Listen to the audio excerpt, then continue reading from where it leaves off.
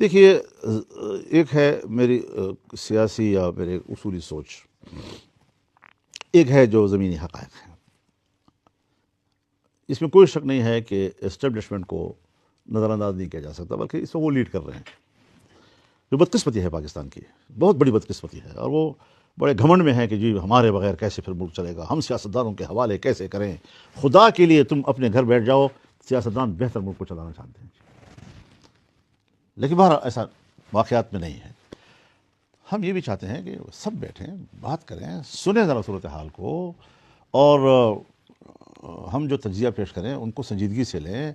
یہ کیا مطلب کہ روزانہ جو ہے وہ بیٹھ جاتے ہیں، کبھی علماء کو بٹھا لیتے ہیں، کبھی اسٹوڈنٹس کو بٹھا لیتے ہیں، کبھی جوانوں کو بٹھا لیتے ہیں، کبھی سیاستدانوں کو بٹھا لیتے ہیں، اور پھر بادشاہ وقت کی طرح جو ہے وہ بیٹھ کر پھر اپنے فلسفے ان کے سامنے جھاڑتے رہتے ہیں، اور ہم یہ ہے اور ہم وہ ہیں، ہم یہ ہے اور ہم وہ ہیں، وہ ہم مانتے ہیں، اس کے لیے نہ بٹھایا کرو ہمیں۔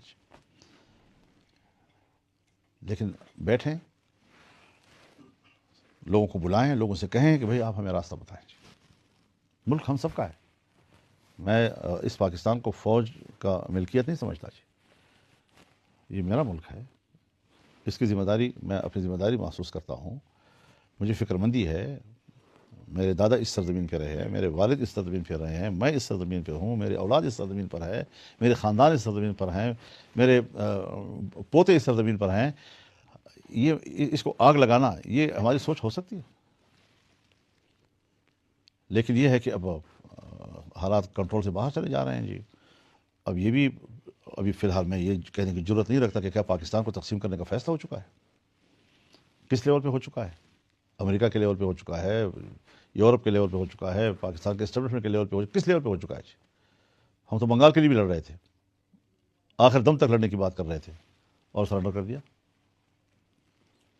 اتنے بڑا افغانستان جس میں روس سرنڈر کر گیا، جس میں امریکہ سرنڈر کر گیا، ہم پاکستان کو ادھر دھکیلنا چاہتے ہیں۔ تو یہ ساری چیزیں ایسی ہیں جی کہ ہمیں ہماری بات کو سننا پڑے گا۔ اور وزیر اعظم مجھے اس بات کے لیے تو فون کر سکتا ہے کہ میرے پاس ایک افطار کیجئے مولانا صاحب،